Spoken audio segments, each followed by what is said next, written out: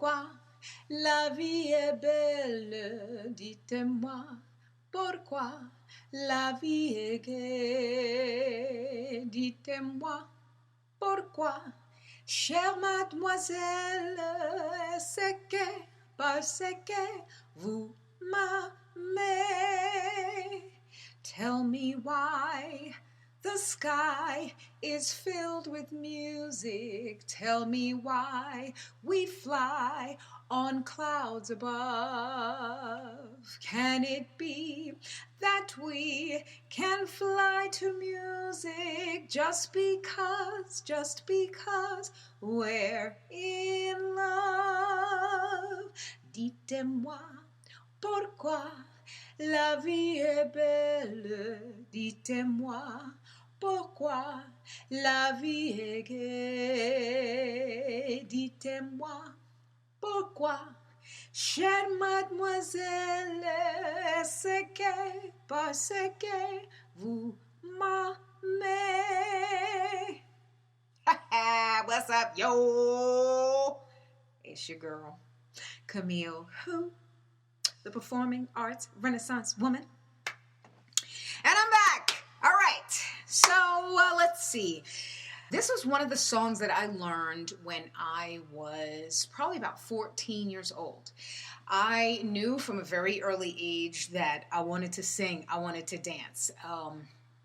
And I knew that my parents couldn't always afford dance lessons or vocal lessons because I was the youngest of 6 and I'm a twin. So that was always a consideration. So when I asked my mom for vocal lessons, first of all, I was so interested in so many different things. I played baseball, I played football, I played all kinds of sports, but I really, really had that passion for being on stage. I loved being on stage. I loved singing. I loved dancing. I loved acting. It was just, I loved choreographing. We performed at church. We performed in school. So when we got into junior high school especially, but this also happened in elementary school. We joined choruses. In junior high school, we joined the chorus and we learned so many cool songs from these choruses, which was great because it really just like made me a more versatile vocalist. And it trained my ear because I was in a chorus, so I always also had to listen to other voices and things like that. Those were all the free things. If there were no performances at all, my family, me and my twin sister, we used to perform at people's birthday parties, okay? Like, talk about creating your own performance opportunities. That's what I did. It's one of those things that you just kind of do if you're hungry enough to do it. I used to ask my mom, I used to beg her for voice lessons. Now, I begged her for a lot of other things, so I think two reasons why it took a very long time for my mother to finally get voice lessons for me was, A, I was always interested in so many different things. So that would always change. It's like saying, Mom, please buy me these socks or these shoes. No, I really, really need it. I really, really need it. And your parents buy it and then you're into another set of shoes the very next week. And so you don't even care about the ones that you begged for. I think that was part of the motivation behind my mother taking so long. She needed to see that I was hungry enough for it. And also there was the fact that she had to raise the money. This was not something that, we can just, pop out shell out the cash for you to get some vocal lessons. So we ended up, a year later, I'm still begging my mom, please get me voice lessons, please. And she finally did. So I think all that she could afford was vocal lessons for 1 year, which was perfect because this was my last year of junior high school and I was going into high school the next year. What was happening also was I had an audition for LaGuardia High School Music and Art and Performing Arts. Yes, that New York City fame high school. That's the school I auditioned for. So begs for it, finally got it. Miss Ritza Lucas, she taught us show tunes. I'm coming from Far Rockaway, Queens, New York, okay? We talking about hip hop. I auditioned to get into that Fame high school, and I got in. Can I tell you what the key to that was? When I walked into the room to audition, there were certain tests that they tested me on. There was the rhythm test, so they would tap out a rhythm and I would tap it out. And then there was the melody. So they tapped out a melody and then on a piano, and then I would repeat the melody. Funny, it was during the time where, oh gosh, The Greatest Love of All by Whitney Houston. Don't get me wrong, she was the bomb. But what happened was, because it was a pop song, everybody who came in to audition sang The Greatest Love of All. I'm pretty sure that, and I'm pretty sure that they were kind of like over it as teachers. And here's what confirms that belief. When I went in and I said, okay, we did the tapped out rhythm, we did the melody thing.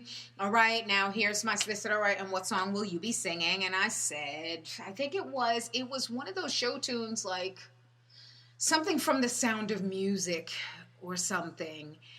And they went, oh, thank God. It's not The Greatest Love of All. So those vocal lessons not only taught me great vocal technique, but it taught me great songs, and songs that I can take with me, and really just like, it gave me some more versatility, but it also widened my repertoire of music. And that was probably one of the reasons why that school accepted me. I got accepted and I went to LaGuardia High School of Music and Art and Performing Arts. Now I didn't have to pay for these lessons. I was able to just go to the school and study, which was a dream come true. Surrounded by all the people that are like-minded, just different artists, different kinds of artists. Oh my goodness, what an experience that was. I would never take that back. Anyway, I wasn't the greatest student. I'm not even gonna lie. I was not the greatest student because I just wasn't. I was like, put me on the stage and I got you. I will shine there. I knew where I thrived. And I just wanted to do it. And I was like, well, why would I need to see, my brain was not good at slowing down and breaking down academics. I was great at math, but that made sense with my musical theory, right? So all of that tied together when it came right back to music, sight singing and musical theory. Long story shorter, I did so well I did well in my music classes. I didn't do great in my academics.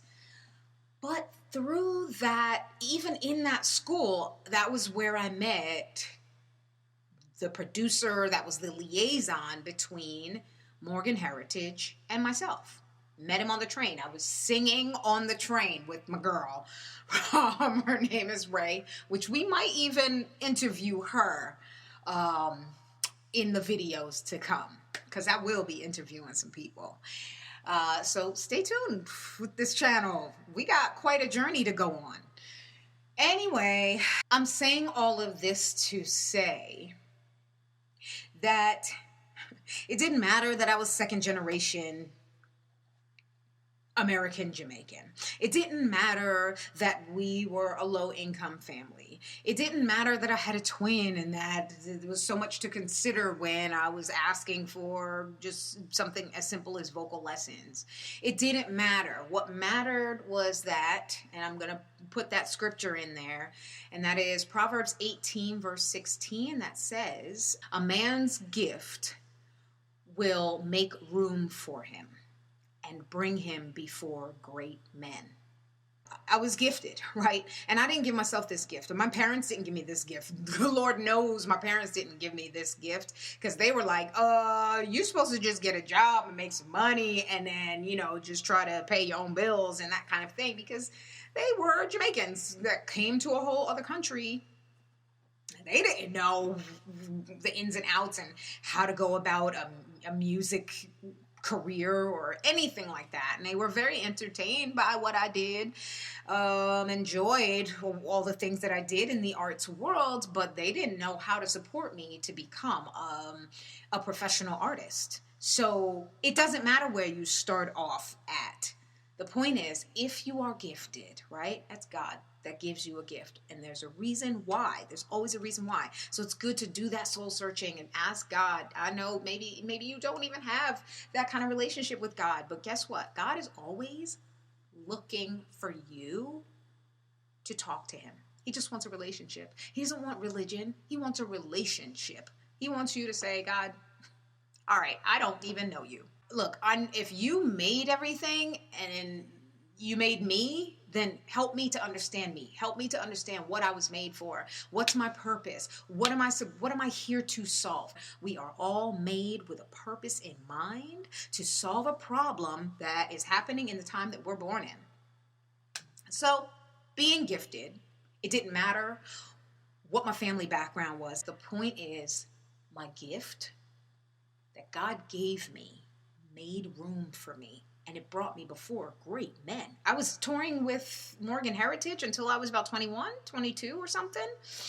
Then, not too long, maybe 2 years after, I got into the show Stomp. And I was with that show for 10 years. Okay? And all of this came from, hey, you got a gift. You got gifts. And it's going to make a way for you if you continue with that drive.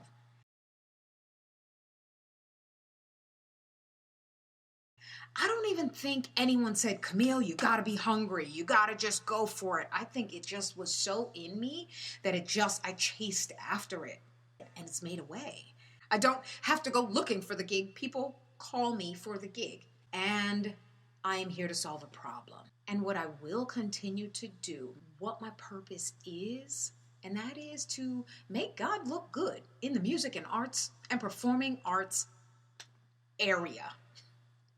Really to represent his goodness, his excellence, his integrity, and to help people in the process. Maybe you grew up low income. Maybe you grew up with, as a first generation somebody. Maybe your parents don't know how to support your career or your gifts. But just know this and be encouraged that your gift will make room for you. Be hungry for that. It is the thing that you know when you're 5 years old, when you're 6 years old, when you're 7 years old. You actually know. You're so much closer to knowing what your gift is and what you're made for and what you dream about. Those things, tap into those. Go back to that time in your life and look into what did I want to do when I was 5? What did I want to do when I was 6 years old? Really look into those things, because that's what you were gifted to do. You go back to that and you start to develop that, and you start to feed it the things that it needs in order to grow. Then watch what happens. Your gift will make room for you and will bring you before great men. That is it. Make sure you look out for my next video. I believe it is Camille who sings. Camille who? Ooh. I'm Camille who, the performing arts Renaissance woman, and I am out.